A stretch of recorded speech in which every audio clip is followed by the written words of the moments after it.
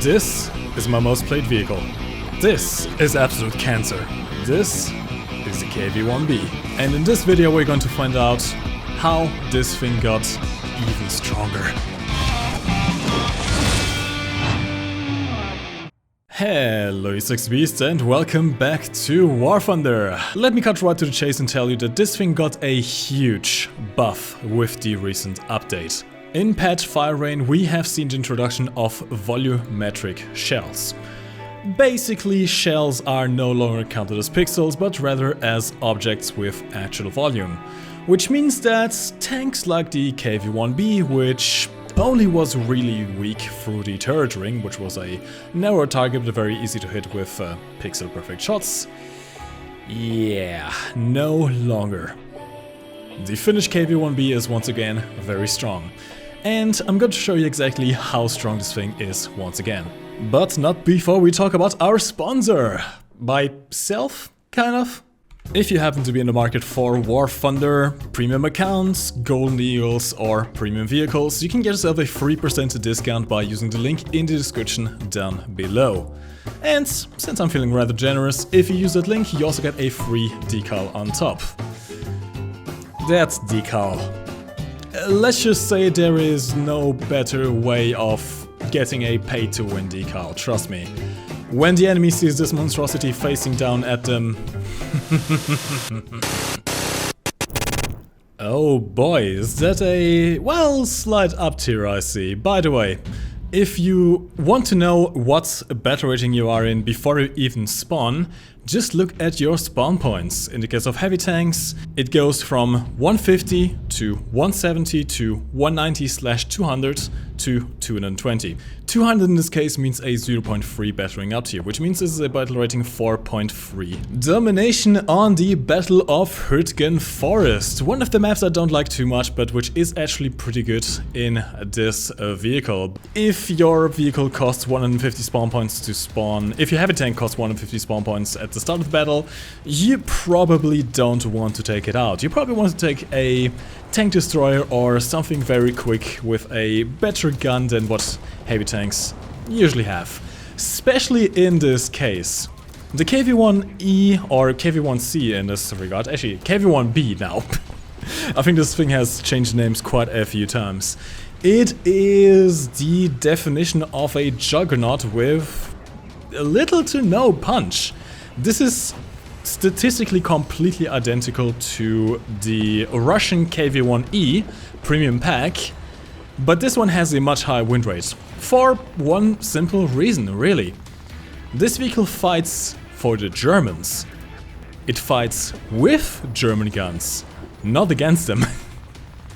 Which means that the biggest threat to any KV-1 driver out there is immediately taken away by the simple fact that your biggest enemy are now your teammates. This already had made this tank incredibly powerful before, but over the course of years and years and years of new vehicles, new nations, higher and higher penetration guns going lower and lower and lower into the battle ratings, it has kind of fallen off from grace. Well, that was until the very last update. The very latest update.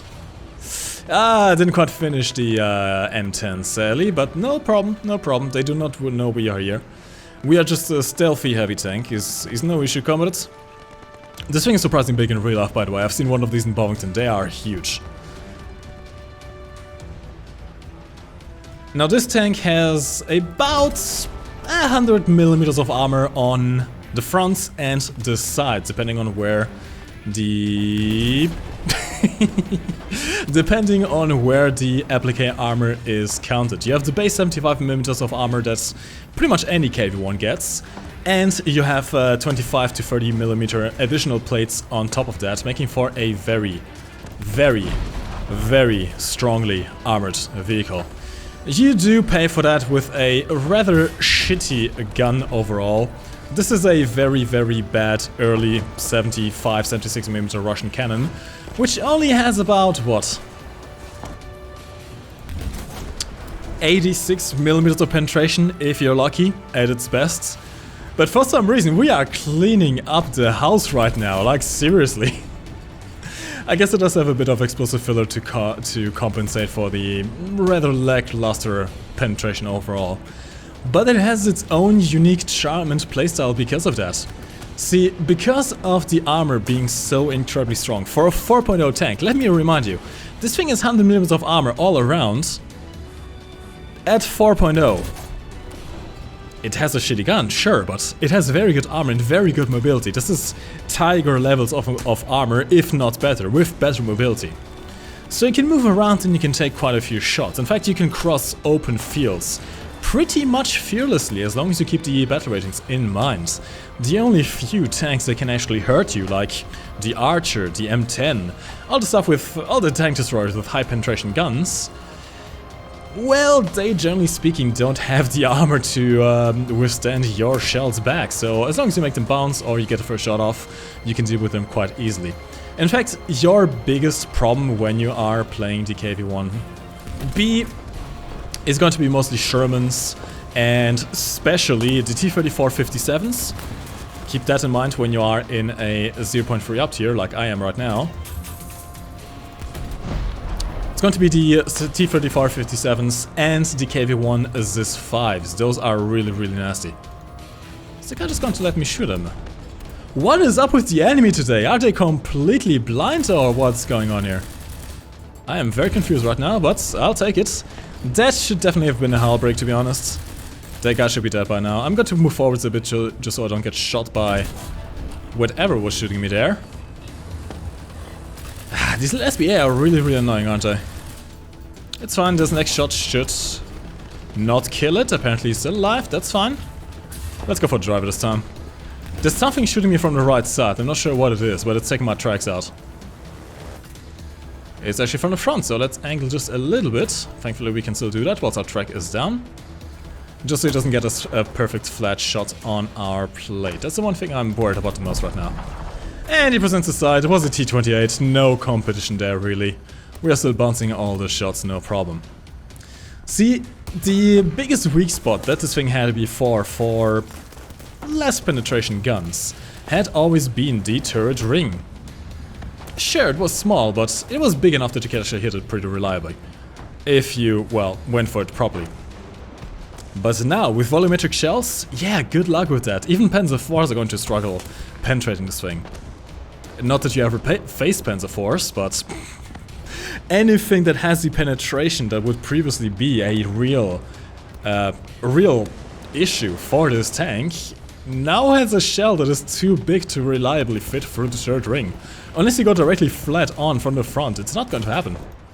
Your biggest problem is still going to be stuff like that though. That's likely a KV-1 ZIS-5. The KV-1 ZIS-5 has enough armor that makes it troublesome for us to go through, and it does actually have the gun to go through us.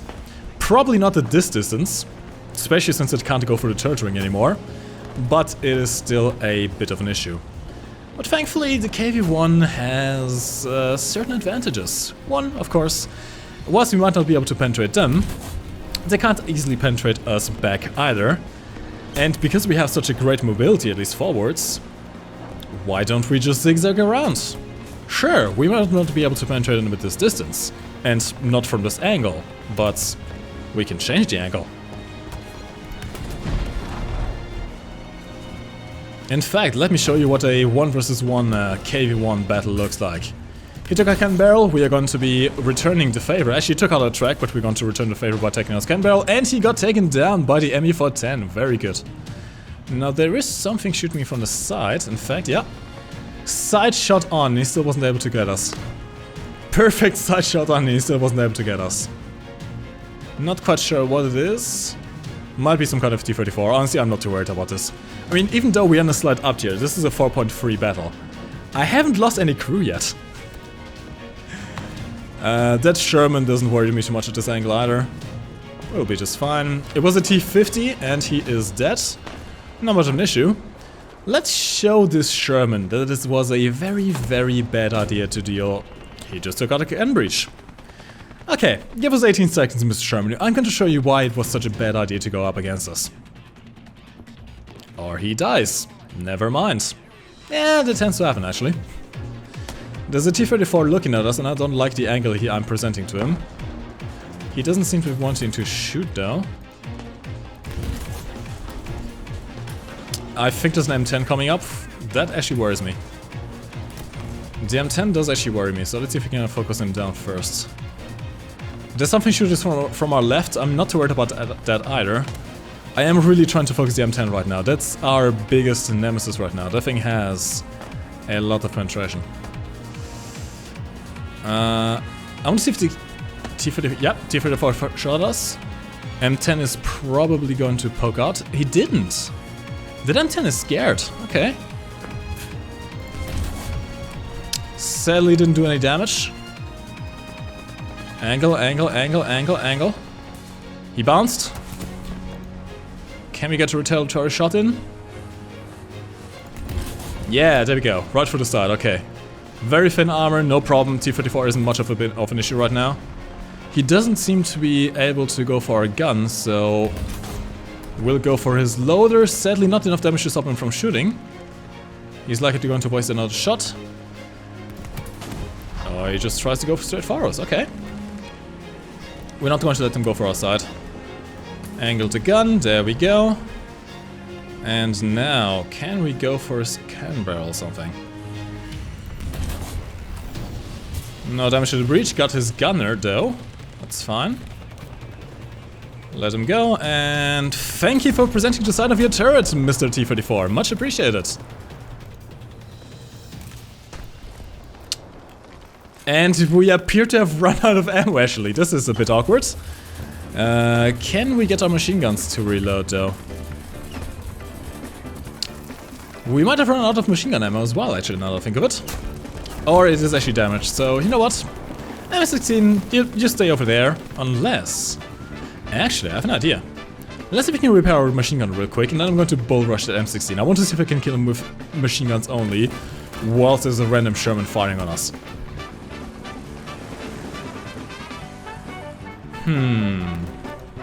Oh, hello, M16. Why is my machine gun down again? Can we maybe ram him to death? See, this is why I love this thing so much. You don't have a care in the world. M16 firing at you, tanks all around him. No issue. It doesn't matter. 11 kills, 4,600 score. Look at those rewards. 87,000 silver lines, 12,000 research points for modification, 3,000 because we are running way outside of our research effectivity here, really. But look at that score. We got pretty much triple, over triple in fact, the score of the first place on the enemy team. In fact, we got as much score as the top three people on the enemy team. And we weren't even playing that well. As you can see, yes, it is very strong. This update, the Volumetric Shells, have not only brought us, you know, updates to the newer vehicles, but they have also significantly changed the interaction of every single heavy tank in this game. From the low tiers to the high tiers, it does not matter. KV-1s are an absolute menace now, much like Shermans to some degree, Panthers and Jumbos. Jumbos are very, very dangerous these days. Anything you can think of that had very good armor but very obvious weak spots might now be quite powerful. Sadly, this also means that tanks like this KV-1B, my jewel, which fits in a perfect 4.0 German lineup with a lot of power, is likely going to get up-tiered at some point. I mean, they already had pretty strong stats before, but with the Volumetric Shell update, they have become pretty much invulnerable in the hands of a good player. Time will tell how, well, I should say, are going to address this vehicle in the near future. For the time being, I definitely recommend picking it up if you don't have it. Maybe play it out if you do have it but haven't played out in a while. This is my go-to tank whenever I am feeling down and I just want to have a good time. Because as you can see from the gameplay, brain dead playing still nets you very good results. If you have stuck this far in the video, you have probably quite enjoyed it, haven't you? Well, if so, thank you very much, I appreciate it. Why don't you like this video to help other people find it, and subscribe to the channel to see more content like this coming up. I want to thank you very much for watching. Tune in probably next week for another video. I'm going to try and make these on a weekly basis on the weekends when I don't have work. And we are likely going to have a nice video about some planes. That is all I'm going to say. In any case, my name is MikeGoesBoom, and as always, I will see you in the next one. You can lift your head up to the sky, take a deeper breath and give it time. You can walk the path among the lines with your shattered frame of mind. Or instead you could always stay. We can wait right here and play until somehow you can